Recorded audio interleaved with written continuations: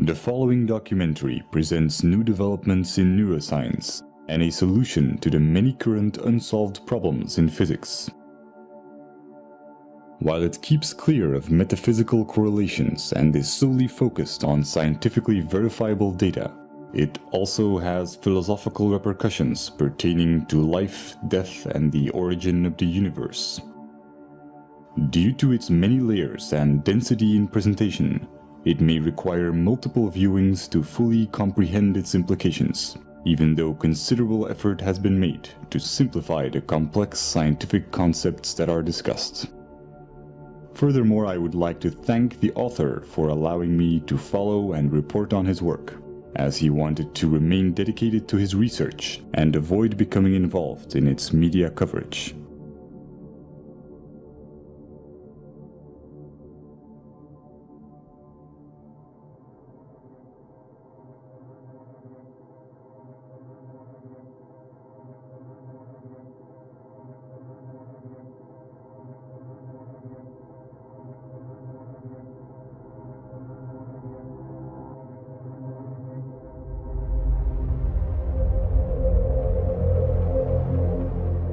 The human brain is a network of approximately 100 billion neurons. Different experiences create different neural connections which bring about different emotions. And depending on which neurons get stimulated, certain connections become stronger and more efficient, while others may become weaker. This is what's called neuroplasticity. Someone who trains to be a musician will create stronger neural connections that link the two hemispheres of the brain in order to be musically creative. Virtually any sort of talent or skill can be created through training. Rudiger Gamm, who was a self-admitted hopeless student, used to fail at basic math, and went on to train his abilities and became a famous human calculator, capable of performing extremely complex mathematics. Rationality and emotional resilience work the same way. These are neural connections that can be strengthened. Whatever you are doing at any time, you are physically modifying your brain to become better at it. Since this is such a foundational mechanism of the brain, being self-aware can greatly enrich our life experience.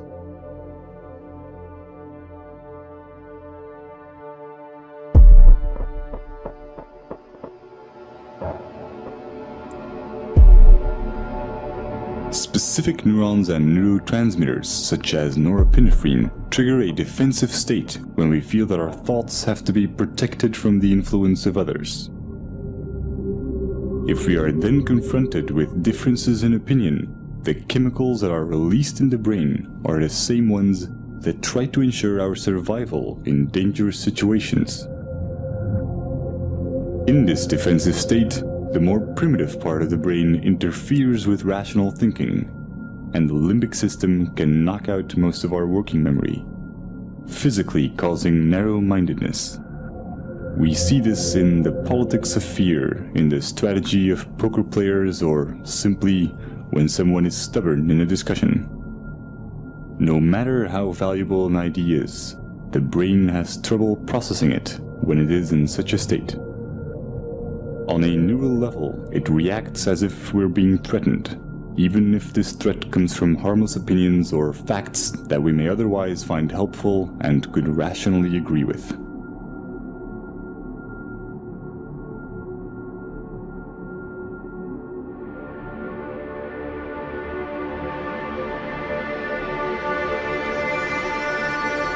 But when we express ourselves and our views are appreciated, these defense chemicals decrease in the brain, and dopamine neurotransmission activates the reward neurons, making us feel empowered and increasing our self-esteem.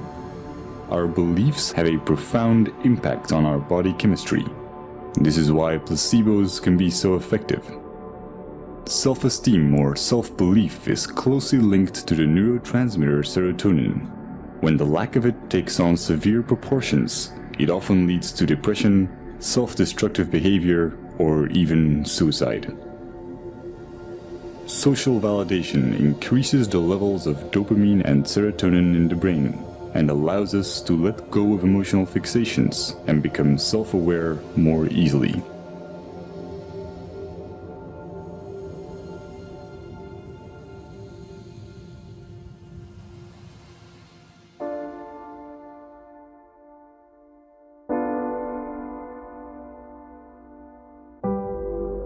Social psychology often looks at the basic human need to fit in and calls this the normative social influence. When we grow up, our moral and ethical compass is almost entirely forged by our environment, so our actions are often a result of the validation we get from society. But new developments in neuroscience are giving us a better understanding of culture and identity. Recent neurological research has confirmed the existence of empathetic mirror neurons. When we experience an emotion or perform an action, specific neurons fire, but when we observe someone else performing this action, or when we imagine it, many of the same neurons will fire again, as if we were performing the action ourselves. These empathy neurons connect us to other people, allowing us to feel what others feel. And since these neurons respond to our imagination, we can experience emotional feedback from them as if it came from someone else. This system is what allows us to self-reflect. The mirror neuron does not know the difference between it and others, and is the reason why we are so dependent of social validation and why we want to fit in. We are in a constant duality between how we see ourselves and how others see us. This can result in confusion in terms of identity and self-esteem, and brain scans show that we experience these negative emotions even before we are aware of them. But when we are self-aware, we can alter misplaced emotions because we control the thoughts that cause them. This is a neurochemical consequence of how memories become labeled when retrieved, and how they are restored through protein synthesis. Self-observing profoundly changes the way our brain works. It activates the self-regulating neocortical regions, which give us an incredible amount of control over our feelings. Every time we do this, our rationality and emotional resilience are strengthened. When we are not being self-aware, most of our thoughts and actions are impulsive. And the idea that we are randomly reacting and not making conscious choices is instinctively frustrating. The brain resolves this by creating explanations for our behavior and physically rewriting it into our memories through memory reconsolidation, making us believe that we were in control of our actions. This is also called backward rationalization, and it can leave most of our negative emotions unresolved and ready to be triggered at any time. They become a constant fuel to our confusion, as our brain will keep trying to justify why we behaved irrationally.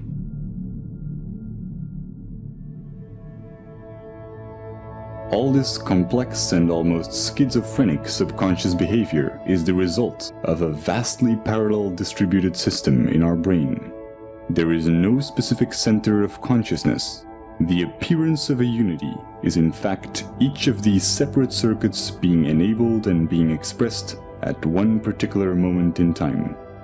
Our experiences are constantly changing our neural connections, physically altering the parallel system that is our consciousness. Direct modifications to this can have surreal consequences that bring into question what and where consciousness really is. If your left cerebral hemisphere were to be disconnected from the right, as is the case in split brain patients, you would normally still be able to talk and think from the left hemisphere, while your right hemisphere would have very limited cognitive capacities. Your left brain will not miss the right part, even though this profoundly changes your perception. One consequence of this is that you can no longer describe the right half of someone's face, but you will never mention it. You will never see it as a problem or even realize that something has changed. Since this affects more than just your perception of the real world and also applies to your mental images, it is not just a sensory problem, but a fundamental change in your consciousness.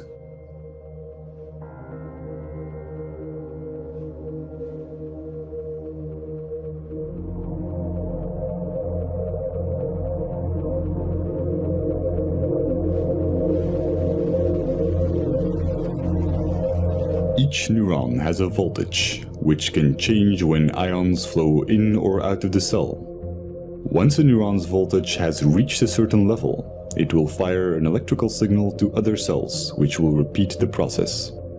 When many neurons fire at the same time, we can measure these changes in the form of a wave. Brainwaves underpin almost everything going on in our minds, including memory, attention, and even intelligence. As they oscillate at different frequencies, they get classified in bands such as alpha, theta, and gamma. Each are associated with different tasks. Brainwaves allow brain cells to tune into the frequency corresponding to their particular task while ignoring irrelevant signals, similar to how a radio homes in on different waves to pick up radio stations.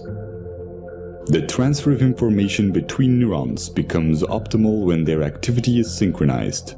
This is the same reason why we experience cognitive dissonance, the frustration caused by simultaneously holding two contradictory ideas. Will is merely the drive to reduce dissonance between each of our active neural circuits. Evolution can be seen as the same process where nature tries to adapt or resonate with its environment.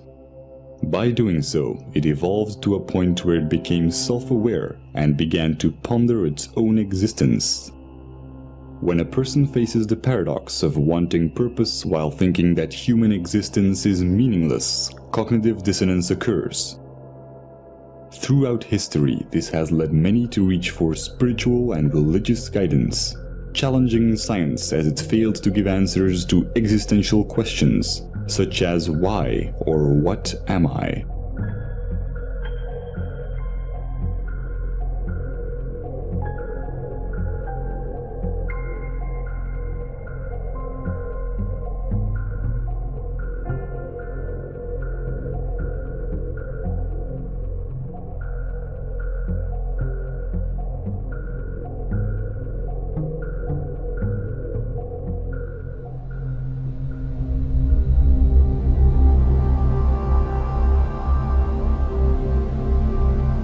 The left cerebral hemisphere is largely responsible for creating a coherent belief system in order to maintain a sense of continuity towards our lives. New experiences get folded into the pre-existing belief system. When they don't fit, they are simply denied.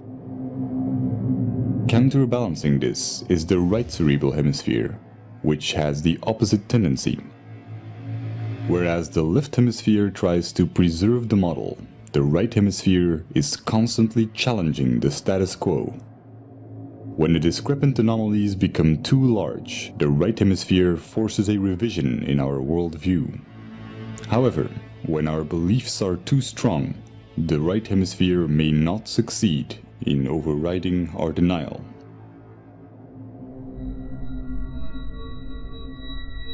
This can create a profound confusion when mirroring others.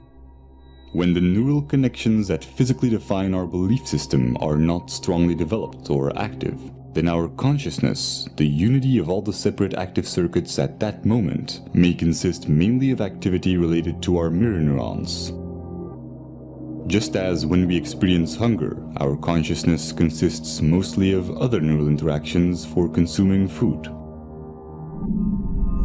This is not the result of some core self giving commands to different cerebral areas. All the different parts of the brain become active and inactive and interact without a core. Just as the pixels on a screen can express themselves as a recognizable image when in unity, the convergence of neural interaction expresses itself as consciousness. At every moment, we are in fact a different image, a different entity when mirroring, when hungry, when watching this video. Every second, we become different persons as we go through different states. When we use our mirror neurons to look at ourselves, we may construct the idea of identity. But if we do this with our scientific understandings, we see something completely different. The neural synergies that produce our oscillating consciousness go far beyond our own neurons. We are equally the result of cerebral hemispheres interacting electrochemically, as we are of the senses connecting our neurons to other neurons in our environment. Nothing is external. This is not a hypothetical philosophy. It is the basic property of mirror neurons, which allow us to understand ourselves through others. Seeing this neural activity as your own while excluding the environment would be a misconception.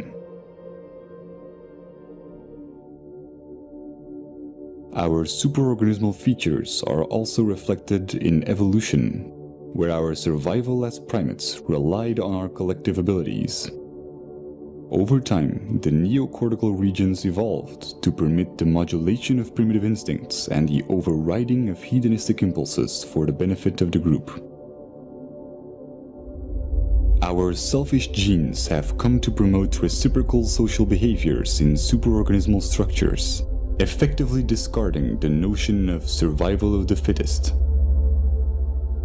The brain's neural activity resonates most coherently when there is no dissonance between these advanced new cerebral regions and the older, more primitive ones.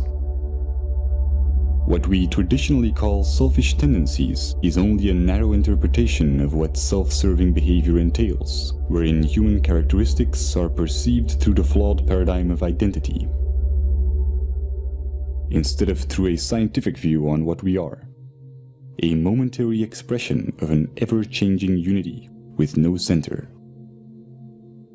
The psychological consequences of this as an objective belief system allow self-awareness without attachment to the imagined self, causing dramatic increases in mental clarity, social conscience, self-regulation, and what's often described as being in the moment.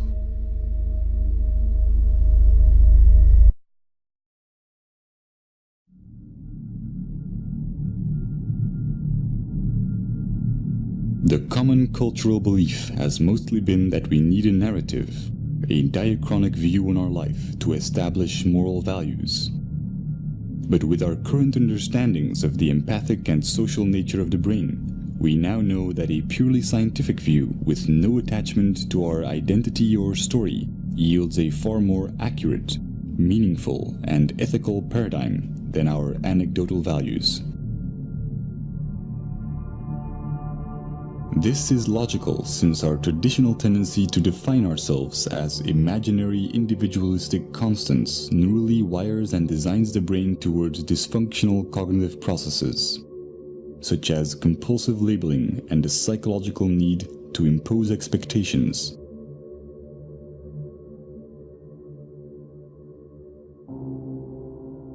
Practical labeling underpins all forms of interactions in our daily lives. But by psychologically labeling the self as internal and the environment as external, we constrain our own neurochemical processes and experience a diluted disconnection.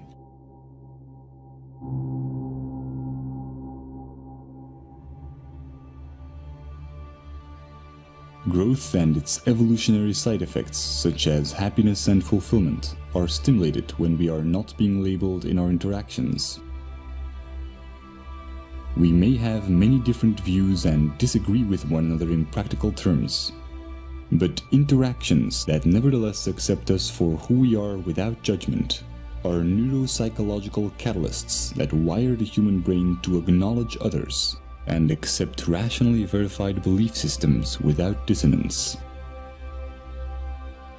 Stimulating this type of neural activity and interaction alleviates the need for distraction or entertainment and creates cycles of constructive behavior in our environment. Sociologists have established that phenomena such as obesity and smoking, emotions and ideas spread and ripple through society in much the same way that electric signals of neurons are transferred when their activity is synchronized.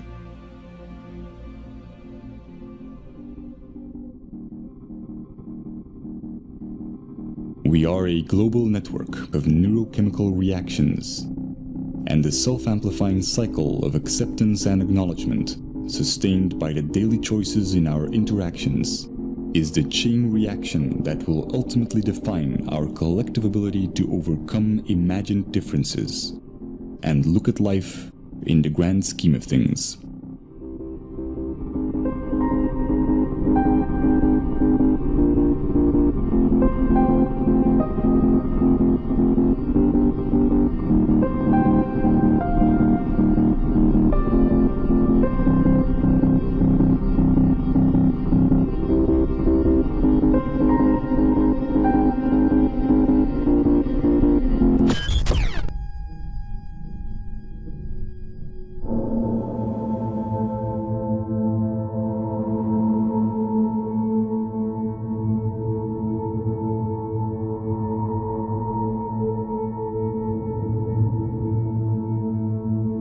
Throughout Turin's ongoing research, I've made a simplified but comprehensive overview of his current findings.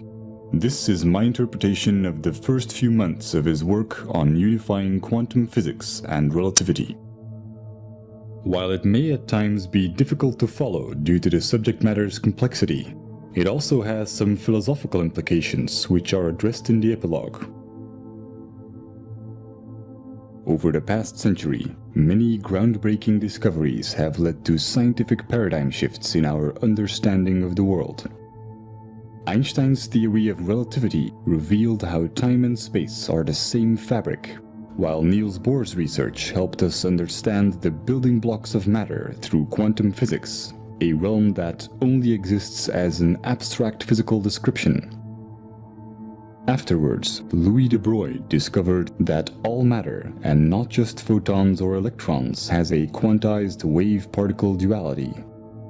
These breakthroughs have led to new schools of thought about the nature of reality and have inspired popular metaphysical and pseudoscientific theories, such as the human mind being able to command the universe through positive thinking.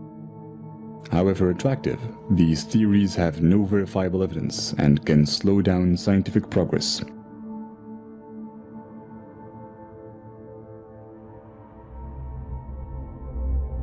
Einstein's laws of special and general relativity are applied in modern-day technologies, such as GPS satellites, where the accuracy of calculations would drift more than 7 miles a day, if consequences such as time dilation would not be taken into account.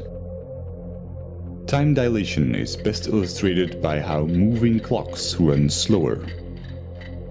Other implications of relativity are length contraction, meaning that objects in motion decrease in length, and the relativity of simultaneity.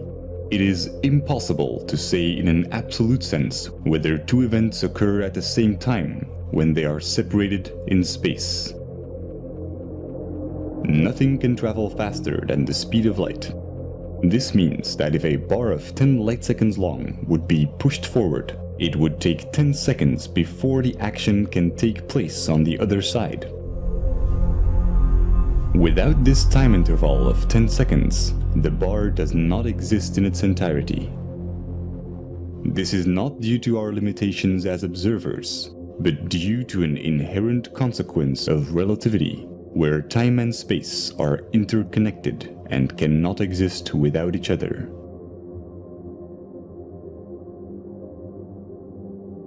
Quantum physics provides a mathematical description of much of the wave-particle duality and interactions of energy and matter. It departs from classical physics primarily at the atomic and subatomic scales. The mathematical formulations are abstract, and the implications are often non-intuitive. A quantum is the minimum unit of any physical entity involved in an interaction. The elementary particles are the basic building blocks of the universe. They are the particles which all other particles are made of. While in classical physics, we can always split things into smaller bits, for quanta this is impossible. As a result, the quantum world presents many unique phenomena that cannot be explained through classical laws, such as quantum entanglement, the photoelectric effect, Compton scattering, and many more. There are many exotic interpretations of our quantized world. The most widely accepted among physicists include the Copenhagen interpretation and the many worlds interpretation.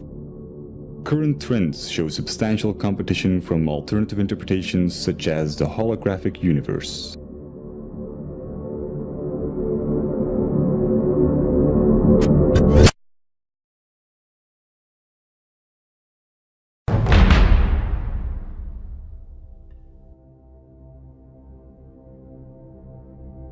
While both quantum physics and Einstein's laws of relativity are essential to our scientific understandings of the universe, there are many unsolved scientific problems, and thus far, no unifying theory.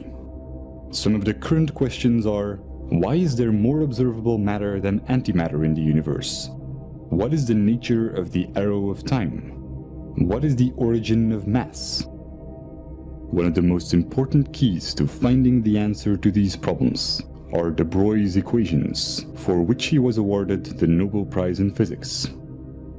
This formula shows how all matter has a wave-particle duality, meaning that there are moments in which it behaves as a wave, and others where it behaves as a particle. The formula combines Einstein's famous E is mc square equation with the quantized nature of energy. Experimental evidence includes the interference pattern of C60 fullerene molecules in a double-slit experiment.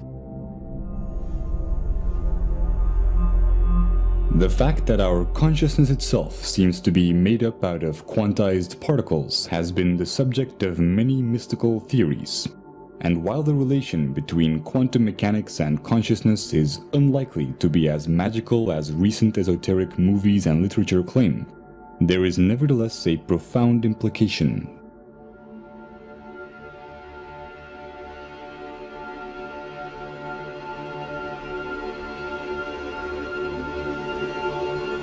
As de Broglie's equations apply to all matter, we can fundamentally establish that C equals HF, where C stands for consciousness, H for the constant of Planck, and F for frequency.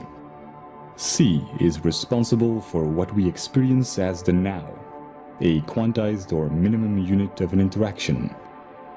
The sum of all moments C up till the current moment is what shapes our concept of life.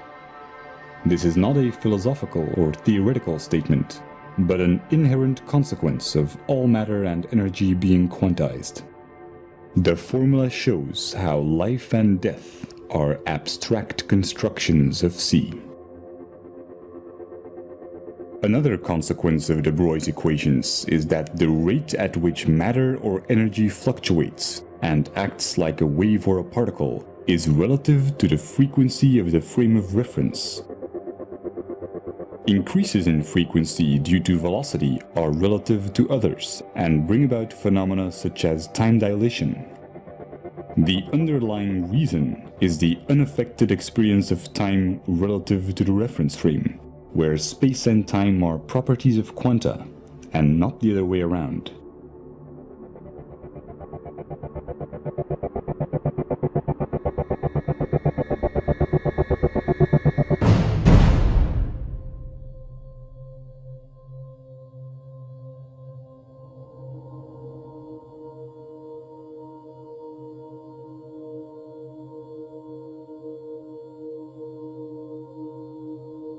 Antiparticles are created everywhere in the universe where high-energy particle collisions take place. This process is artificially simulated in particle accelerators. When matter is created, antimatter is created simultaneously. Hence why the lack of antimatter in the universe is one of the biggest unsolved questions in physics to date. When we trap antiparticles through electromagnetic fields, we can study their properties. The quantum state of particles and antiparticles can be interchanged by applying the charge conjugation, parity, and time reversal operators. To clarify, if a physicist whose body was made of antimatter would do experiments in a laboratory also made of antimatter, using chemicals and substances of antiparticles, he would find almost exactly the same results as his matter counterpart. But when they would merge, immense energy would be released proportional to their mass. Very recently, Fermilab discovered how quanta such as mesons are switching 3 trillion times per second from matter to antimatter. When we study the universe from a quantized frame of reference C, we have to take into account all experimental evidence that applies to quanta. This includes how matter and antimatter are created simultaneously in particle accelerators, and how mesons switch back and forth between one and the other. This has significant consequences when applied to C. From a quantum perspective, every instance of C has an anti-C. This explains the missing symmetry or antimatter in the universe and is closely related to the arbitrary choice of emitter and absorber in the Wheeler-Feynman time-symmetric theory. The unperturbed time t in the uncertainty principle is the required time or cycle for quanta to exist. Similar as observed in mesons, our personal experience of time or interval of the current moment reaches its threshold when C is cancelled out by its anti-C. C's interpretation of this single self-annihilating moment is framed within an abstract arrow of time. If we then want to define interaction and look at the basic properties of the wave-particle duality of quanta, all interactions would consist of interference and resonance. But since this isn't enough to explain the fundamental forces, we are required to use different models. This includes the standard model, which mediates the dynamics of the known subatomic particles through force carriers, and Einstein's general relativity, which describes macroscopic phenomena such as the orbits of planets, which follow a curvature or ellipse in space and a helix in space-time. But Einstein's model of space-time doesn't hold up on quantum levels, and the standard model needs additional force carriers to explain the origin of mass. Without success, a unification of both models or theory of everything has been subject of much research.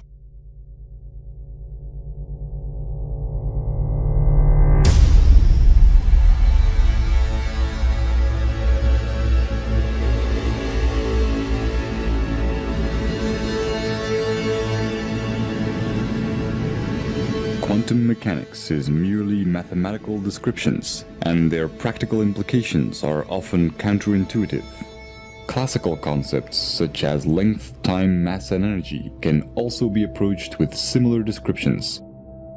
By building on de Broglie's equations, we can substitute these concepts with abstract vectors. This is a probability-oriented approach towards the basic and already existing concepts in physics that allows us to unify quantum mechanics with Einstein's relativity. De Broglie's equations show how all reference frames are quantized, including all matter and all energy. Particle accelerators have demonstrated that matter and antimatter are always created simultaneously. The paradox of how reality can emerge from abstract building blocks that annihilate each other can be explained by using these quanta as the frame of reference. In a simplified analogy, we need to look at things through the eyes of a photon. The reference frame is always a quantum and defines how spacetime is quantized. When it increases or decreases, spacetime increases or decreases as well. This is reflected in quantum mechanics as the mathematical description of the probability amplitude of the wave function, or in Einstein's relativity as time dilation and length contraction. For a quantized frame of reference, mass and energy can only be defined as abstract probabilities. Or if we want to be more concrete and establish a mathematical framework, as vectors which can only exist when we assume an arrow of time. They can be derived as resonance and interference with the reference frame, which defines the minimum unit or spacetime constant c, equivalent to the constant of Planck in quantum mechanics. Experiments show how conversion of matter into energy through its antimatter brings about gamma rays with exact opposite momentum. What seems to be a conversion is the ratio between opposite vectors interpreted as distance and time, matter and antimatter, mass and energy, or interference and resonance within the abstract arrow of time of c. The sum of opposite vectors is always zero. This is the reason for the symmetry or conservation laws in physics, or why at the speed of c, time and space are zero due to length contraction and time dilation. A consequence is the Heisenberg uncertainty principle, which states that certain pairs of physical properties, such as position and momentum, cannot be known simultaneously to high precision. In a sense, a single particle is its own field. This does not explain our sense of continuity, where c cancels itself out within its own required interval. But when these vectors are exponentially amplified or accelerated relative to and within the abstract arrow of time, the underlying mathematical algorithms, also describing the fundamental forces, can bring about a consistent reality and have abstract building blocks. This is why the harmonic motion equations are used in many fields of physics involving periodic phenomena, such as quantum mechanics and electrodynamics, or why Einstein's equivalence principle, used to derive the model of spacetime, states that there is no difference between gravity and acceleration. Because gravity is only a force when interpreted relative to an oscillating frame of reference. This can be illustrated with a logarithmic spiral curve being reduced to a helix curve by the reference frame, making objects spin and move in orbits. Visually simplified, two amplified or growing apples will be interpreted to attract each other when observed by an amplified reference frame, as the size seems unaffected. The opposite occurs with interference. In a simplified analogy, the increase or decrease in the size of objects as we get closer or further away is determined by the shift in vectors of the reference frame, similar to how a radio homes in on different waves to pick up radio stations. This also applies to the influence of gravity. In essence, independently of any reference frame, there are no fundamental forces. All interactions within our abstract continuity can be mathematically derived through interference and resonance as long as the ever-changing and fluctuating minimum unit or quantum, being the frame of reference, is taken into account. Experimental evidence includes the unseen effect in the standard model, where we can see the force effect, but not the actual force carriers.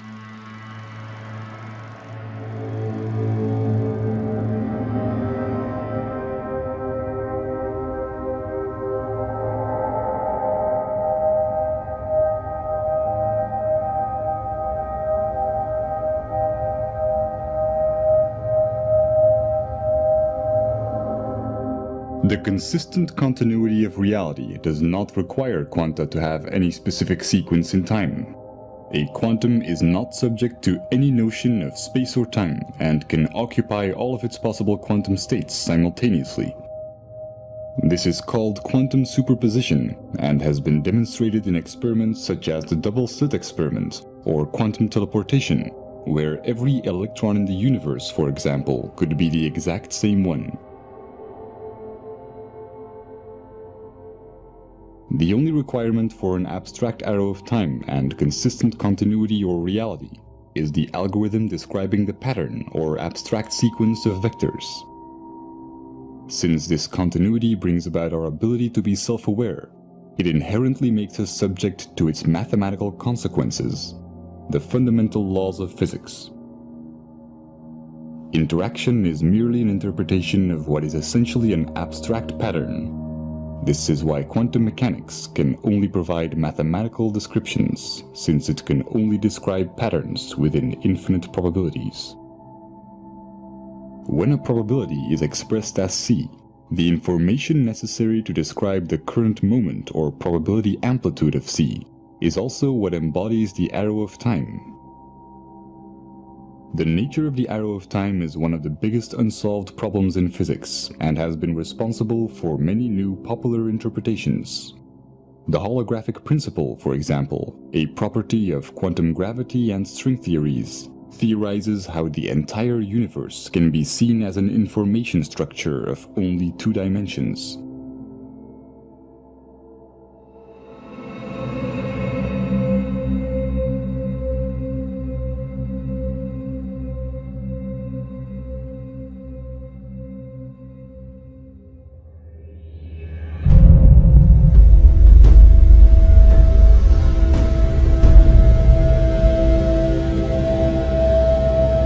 Traditionally associate the notion of an arrow of time with the sequence of events that we experience through the arrangement of short-term and long-term memories. We can only have memories about the past and not about the future, and we've always assumed that this reflects the flow of time.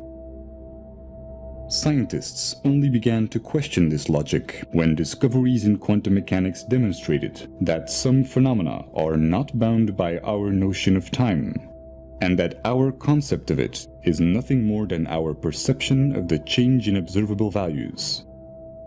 This is also reflected in time dilation and length contraction, which are part of the reason why Einstein established that time and space are the same fabric. In an absolute sense, the notion of time does not differ from the notion of distance. Seconds are equal to light seconds but cancel each other out. To clarify, with distance and time being each other's opposites, the passing of time can be interpreted as the distance that the hands of a clock travel as they move in a direction that is opposite to time. As they move forward in distance, they effectively travel backwards in what we would call time. This is also why any single separate minimum unit of experience is always instantly annihilated within a timeless now. This understanding sets the record straight between wave function collapse and quantum decoherence. Concepts such as life and death are mere intellectual constructs, and any speculative spiritual ideas of an afterlife that takes place in a realm where the rigid mathematical underpinnings of this reality come to an end are equally fabricated. An important cosmological consequence is that the Big Bang Theory